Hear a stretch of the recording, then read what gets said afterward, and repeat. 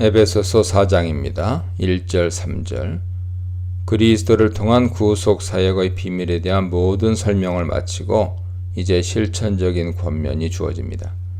구원의 목적이 유대인과 이방인을 하나로 묶어 화목하게 하는 것이므로 하나됨을 지키는 것이 부르심 받은 목적을 이루는 것입니다. 바울은 감옥에 갇힌 자신의 신분에 대해 다시 언급하면서 주 안에 갇힌 것이라고 말합니다. 독자들에게 있어 주 안에서 살아가는 것은 하나됨을 힘써 지키는 것인데 바울은 하나됨을 세우는 데 필요한 덕목을 소개합니다. 먼저 겸손과 온유에 대해서 언급합니다. 이것은 그리스도 그 자신의 성품이지요. 하늘보다 높으신 하나님의 아들이 이 세상에 오셔서 몸소 보여주신 교훈은 겸손과 온유였습니다. 겸손과 온유는 하나됨을 추구하는 그리스도인들에게 가장 중요한 덕목입니다. 그 다음으로 언급하는 것은 인내와 사랑으로 서로 용납하는 것입니다. 각자 다른 개성과 성격을 가진 성도들이 하나됨을 지키기 위해서는 인내하면서 사랑으로 서로 용납하는 것이 필요합니다. 겸손과 온유가 개인의 존재론적인 특성이라면 인내와 사랑으로 용납하는 것은 다른 사람을 대하는 태도에 관한 설명으로 관계론적인 설명입니다. 겸손과 온유, 인내와 사랑의 용납은 분쟁이 아니라 평화를 가져오는 것이며 그것은 독자들을 하나로 묶어주는 줄과 같습니다. 하나님은 모든 성도들에게 같은 성령을 주심으로써 하나 되게 하셨습니다. 하나됨을 지키는 것은 우리가 이러한 덕목을 힘써 지킬 때 가능한 것입니다. 4절 6절입니다. 바울은 교회의 하나된 본질을 설명하면서 하나를 의미하는 헨이라는 단어를 7번 반복해서 사용합니다.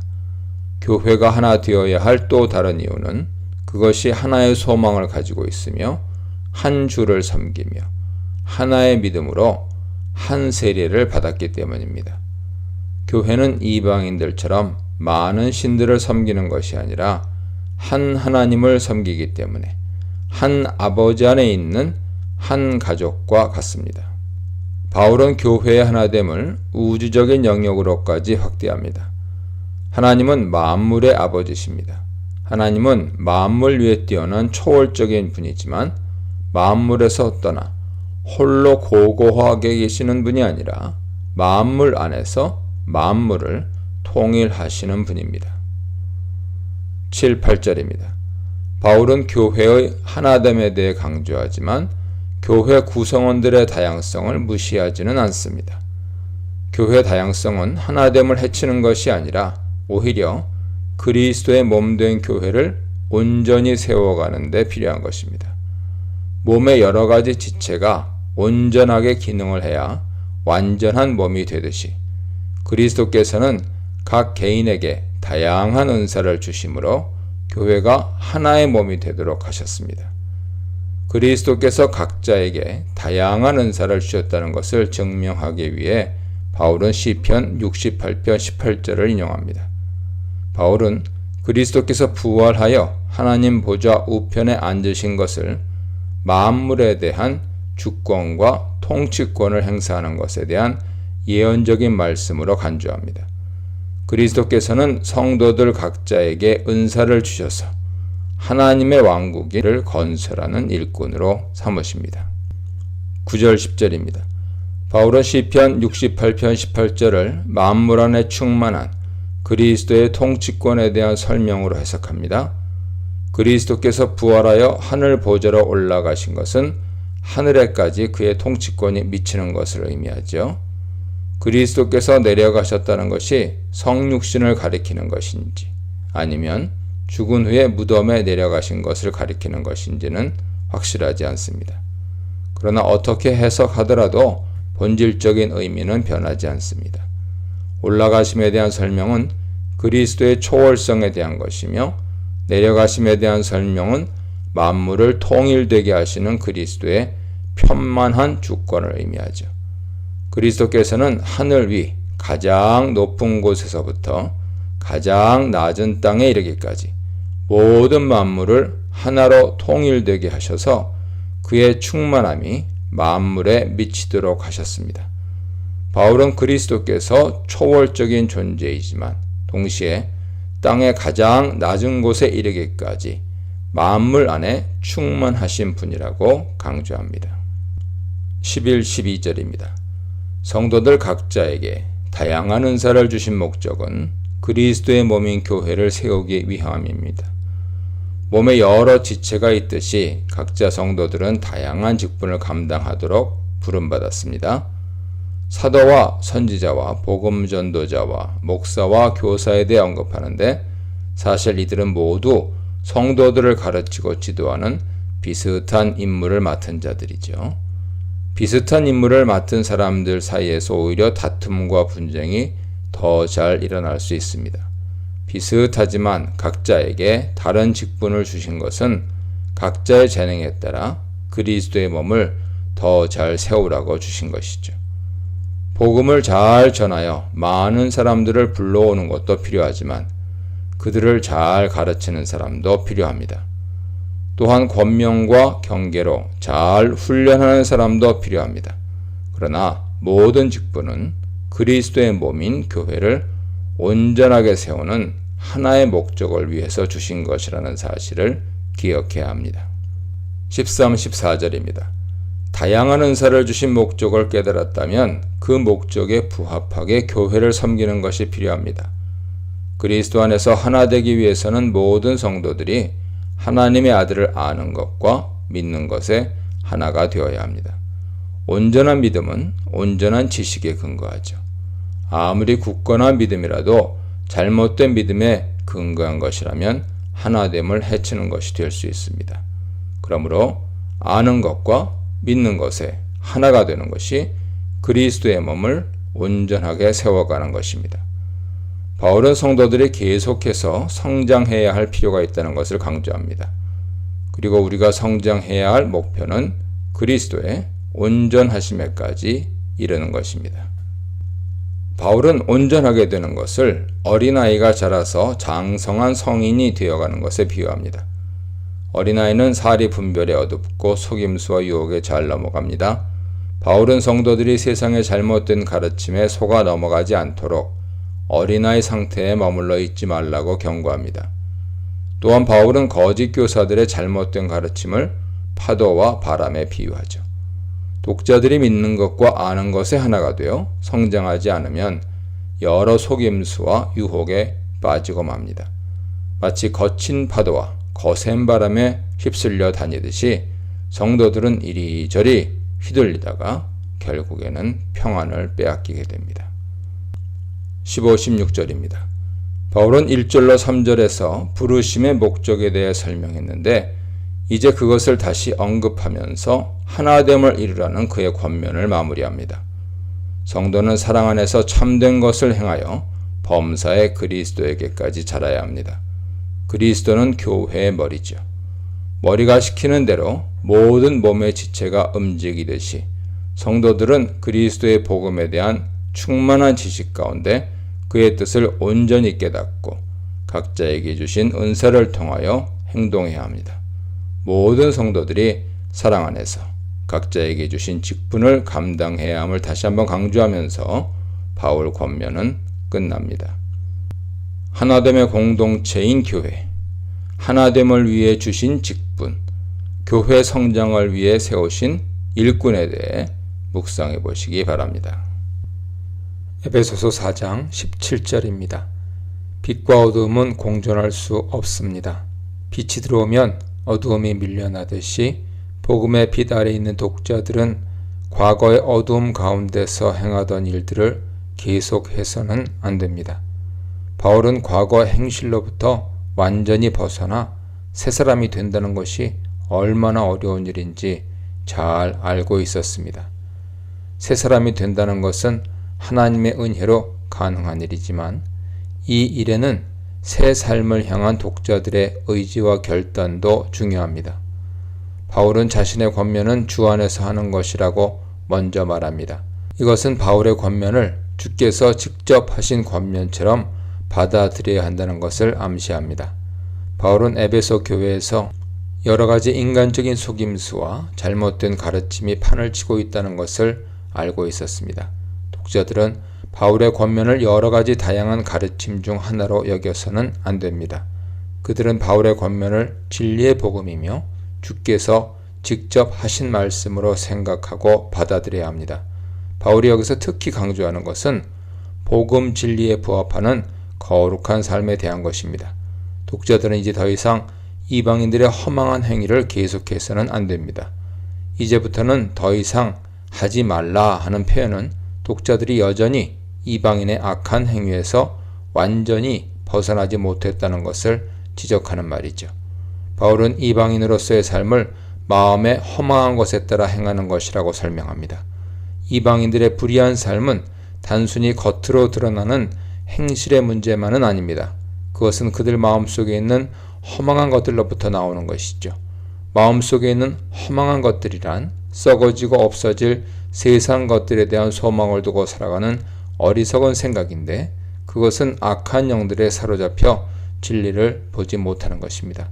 바울은 에베소서 2장 2절로 3절에서 이방인으로서의 삶이 어떤 것이었는지에 대해 설명했습니다. 그것은 이 세상 풍조를 따르고 공중의 권세 잡은 자, 곧 불순종의 영에 따라 살아가는 것이었습니다. 그러므로 독자들은 이제 마음에 있는 허망한 생각들을 몰아내야 합니다. 18, 19절입니다. 바울은 이방인이 왜 허망한 가운데 살게 되었는지에 대해 설명하는데 그것은 그들의 총명이 어두워졌기 때문입니다. 여기서 총명이란 정신이나 마음 혹은 생각을 가리키는 것인데 그것은 진리와 거짓을 분별하는 인식론적인 근거라고 할 수 있습니다. 그들의 마음이 어두워진 이유는 그들이 악한 영에게 생각을 빼앗겼기 때문이죠. 사탄은 그들의 마음을 어둡게 하여 참된 진리를 깨닫지 못하게 합니다. 그 결과 그들은 헤어날 수 없는 무지함 가운데 빠지게 되었습니다. 하나님을 알지 못하고 그의 뜻을 깨닫지 못하는 무지함은 그들의 마음이 굳어지게 하는 결과를 가져옵니다. 여기서 마음의 굳어짐이란 고집스러움을 가리키는 것으로 하나님을 향해서 민감하게 반응하지 못하는 미련함을 말합니다. 이러한 미련함은 결국 하나님으로부터 떠나게 만드는 것인데 다시 말해 생명에서 떨어져 나가는 것이죠. 생명에서 떠났다는 것은 영적 죽음 상태를 가리키는 것이고 하나님 없이 살아가는 삶의 모습과 같은 것입니다. 바울은 이방인이 생명에서 떨어져 나가게 된 결정적인 원인으로 무지함을 들고 있습니다. 그러나 그렇다고 해서 그들의 무지함이 변명이 될 수는 없습니다. 죄로 인해 총명이 어두워진 결과로 그들이 무지하게 된 것이기 때문입니다. 무지함으로 마음이 굳어진 자들은 그들의 어리석음을 결국 행위로 표출하게 됩니다. 바울은 19절에서 그러한 행위에 대해 상술하고 있습니다. 이방인이 감각 없는 자가 되었다는 것은 죄를 행하면서도 그것에 대해 아무런 죄책감을 느끼지 못하는 상태가 된 것을 의미합니다. 이것은 무지함으로 마음이 굳어진 것에 대한 증거에 해당하죠. 영적 감각이 마비되어 죄책감을 느끼지 못하므로 그들은 차츰 방탕함에 빠지게 됩니다. 방탕한 행위가 구체적으로 어떤 것인지에 대해서는 두 가지로 설명됩니다. 그것은 모든 더러운 것을 행하는 것이며 욕심을 따라 행하는 것입니다. 더러운 것을 행한다는 것은 기본적으로 성적인 부도덕을 가리키는 것으로 간주됩니다. 바울은 5장 3절에서 음행을 더러운 것과 함께 묘사하고 있습니다. 그러나 더러운 것에는 성적인 부도덕뿐만 아니라 다른 여러 가지 죄들도 포함되어 있습니다. 요컨대 바울은 이방인의 허망한 행위를 원인과 결과의 관계로 설명하는데 그것은 무지함에서 시작하여 방탕한 행위로 드러납니다. 그 일련의 인과관계는 다음과 같이 설명할 수 있습니다. 무지함, 마음의 굳어짐, 생명으로부터 끊어짐, 죄에 대한 무감각, 방탕한 생활. 20, 21절입니다. 바울은 이제 독자들이 그러한 무지함 가운데 있지 않다는 사실을 상기시킵니다. 독자들은 그리스도의 복음과 진리에 관해 배운 자들입니다. 너희가 그리스도를 그같이 배우지 않았다는 표현은 역으로 이방인의 삶이 결코 그리스도의 복음과 진리에 부합하는 것이 아님을 강조하는 표현입니다. 그러므로 바울은 독자들을 더 이상 주 안에서 무지한 자들로 간주하지 않습니다. 그들은 이제 모든 지혜와 총명을 가진 자며 하나님의 비밀을 깨달은 자들입니다.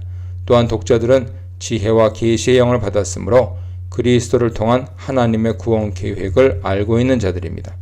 바울은 독자들이 배워서 깨닫게 된 지식을 그리스도에 관한 지식으로 묘사합니다. 여기서 그들이 그리스도를 배웠다고 말하는데 배웠다, 만사노라고 하는 표현은 단순히 그리스도에 관한 어떤 지식이나 알물 깨달았다는 뜻이 아닙니다. 그것은 마치 제자들이 예수와 더불어 살면서 그를 배운 것처럼 독자들도 그렇게 친밀한 교제 안에서 그리스도를 배웠다는 뜻이죠. 비록 독자들이 육신적으로 그리스도를 만난 것은 아니지만 그리스도는 성령으로 항상 그들 가운데 거하십니다. 그러므로 독자들은 영적으로 항상 그리스도를 만나고 그로부터 들어서 배운 것과 같은 입장에 있습니다. 그리스도가 어떤 분인지 배워서 한다면 이제 그들은 결코 죄 가운데서 행했던 과거의 삶을 계속해서는 안 됩니다. 22, 24절입니다. 독자들이 그리스도로부터 듣고 배웠다면 이제 어떻게 해야 할까요?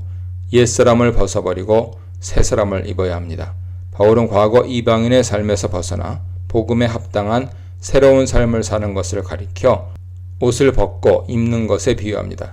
옷을 벗고 입는 것은 죽음과 새 생명으로의 삶을 의미하기도 합니다. 바울은 죽음을 육체의 옷을 벗어버리는 것에 비유하기도 합니다. 옛사람을 벗어버리고 새사람을 입는 것은 두 가지 측면에서의 변화를 의미하죠. 첫째, 행실의 변화를 의미합니다. 썩어져가는 구습을 벗어버리는 것은 과거 이방인으로서의 행실을 벗어버리고 복음에 합당한 거룩하고 경건한 삶을 사는 변화를 의미합니다. 둘째, 마음의 변화를 의미합니다. 심령이 새롭게 된다는 것은 마음과 생각의 변화를 의미하죠. 이방인으로 있을 때 어두워진 청명이 이제는 새롭게 되어 복음 진리를 깨달아 알게 되는 것입니다. 그러므로 옛사람을 벗어버리고 새 사람을 입는다는 것은 마음의 변화와 행실의 변화를 의미합니다. 독자들은 그리스도를 배웠으므로 이제 썩어져가는 구습을 벗어버리고 의와 진리의 거룩함으로 지원받은 새 사람을 입어야 합니다. 옛 삶을 떠난 그리스도인, 제자가 된 그리스도인, 새 사람이 된 그리스도인에 대해 묵상해 보시기 바랍니다. 에베소서 4장 25절입니다. 바울은 22절에서 옛사람을 벗어버리라고 했는데 여기서는 벗어버려야 할 것이 무엇인지를 구체적으로 설명합니다. 바울은 먼저 거짓을 벗어버리고 참된 것을 말하라고 명합니다. 새 옷을 입기 위해 옛 옷을 벗어버려야 하듯이 먼저 거짓을 벗어버리고 참된 것을 말해야 합니다. 이는 거짓된 것과 참된 것의 대조를 통해 옛사람과 새사람의 구별되는 특징을 설명한 것입니다. 옛사람의 특징은 속임수와 간사한 유혹에 빠져 그 가운데 살아가는 것이죠. 속고 속이는 것은 죄 아래 사로잡힌 자들의 전형적인 모습입니다. 그러나 독자들은 이제 의와 진리의 거룩함으로 지으심을 받은 새 사람을 입었으므로 이웃과 더불어 참된 것을 말해야 합니다. 24절에서 말한 진리라는 단어가 여기서 다시 등장하면서 참된 것을 말하는 것이 새 사람의 특징임을 묘사하고 있습니다. 그러나 바울은 새 사람이 되었다고 해서 저절로 참된 것을 말하게 되는 것은 아님을 잘 알고 있었습니다. 사람이 옛 습관을 벗어버리고 새 습관을 들이는 것은 결코 쉬운 일이 아니죠. 그것은 낡은 옷을 벗어 내던져 버리듯이 과감하고 결단력 있는 실행으로만 가능한 것입니다. 독자들은 스스로 진리 가운데 새 사람이 되었다는 사실을 깊이 인식하고 참된 것을 말하기 위해 힘써야 합니다. 참된 것을 말해야 할 필연적인 이유는 우리가 주 안에서 서로 지체가 되었기 때문입니다. 한 몸에 붙어있는 지체는 서로 속이지 않고 진실하게 행합니다. 우리가 진리이신 그리스도의 몸에 붙은 지체라면 거짓을 버리고 서로에게 참된 것을 말하는 자가 되어야 합니다. 26, 27절입니다. 참된 것을 말하라는 명령에 이어 두 번째 벗어버려야 할 것은 분노하는 것입니다. 분을 내어도 죄를 짓지 말라는 말은 우리가 분노할 수밖에 없는 어떤 상황에 빠질 수도 있다는 것을 전제하죠. 그러나 이것은 언제든지 분을 낼만 하면 분을 내도 된다는 뜻이 아닙니다. 바울은 31절에서 모든 분노하는 것을 버리라고 분명하게 말합니다. 원칙적으로 우리는 분을 내지 않도록 최선을 다해야 하지만 만약 분노하게 되었다면 그 분노를 행동으로 표출하여 죄를 짓는 데까지 결코 이르러서는 안 됩니다. 그러므로 분을 내어도 라는 말은 허용 표현이 아니라 만약 분을 내게 되었다면 이라는 조건 표현으로 이해해야 합니다. 바울은 분노를 가능한 한 빨리 조절하여 해결하라고 명합니다. 해가 지도록 분을 품지 말라는 것은 빨리 분노를 해소하라는 뜻이죠.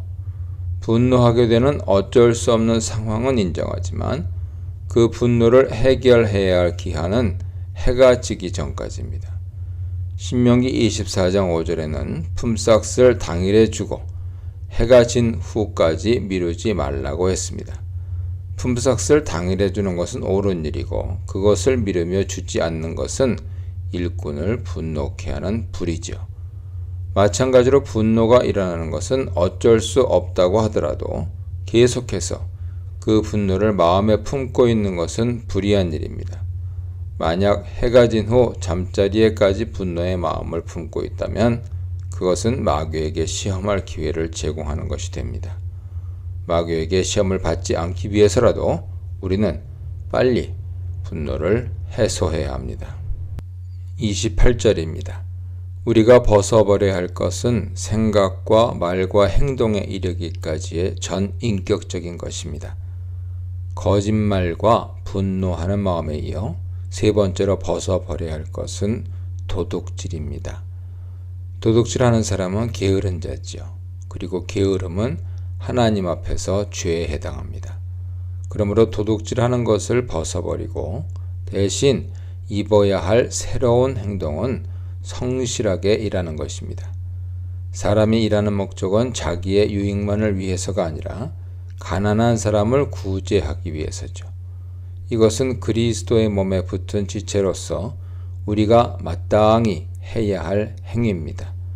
손으로 수고하여 선한 일을 하라는 것은 말로 속이고 도둑질하는 것과 대조됩니다.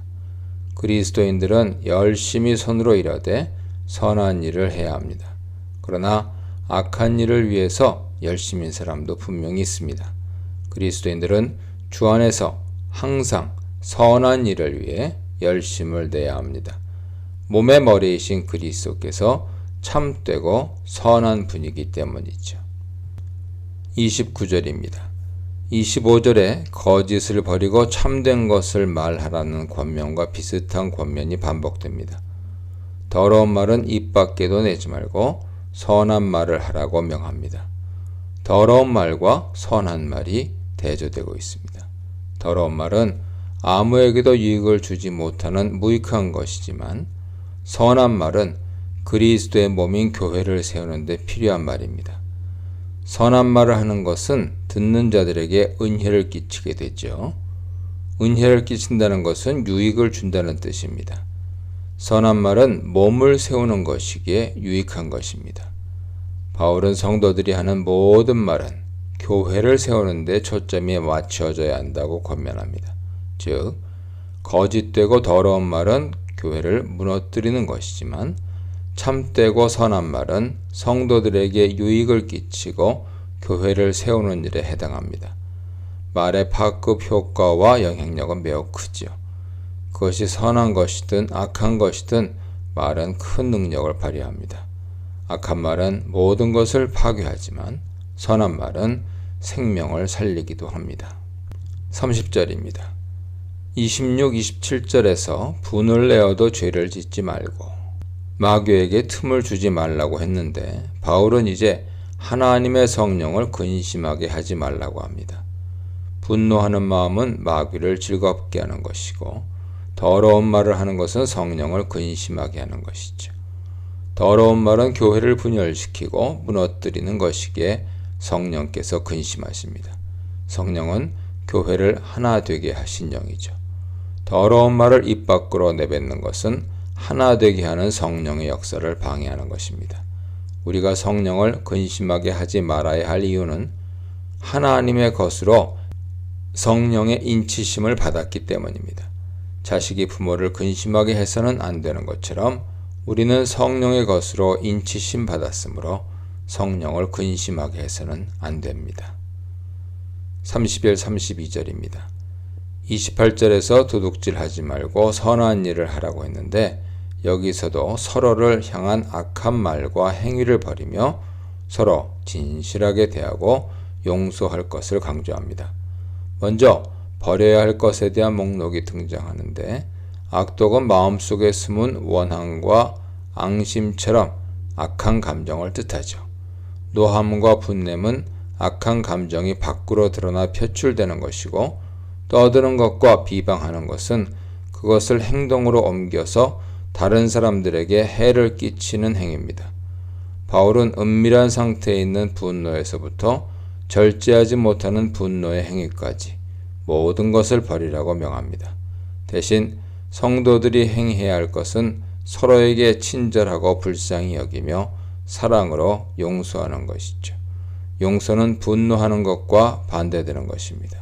우리는 형제에게 분노하기보다 용서해야 합니다. 왜냐하면 하나님께서 먼저 우리를 용서하셨기 때문입니다.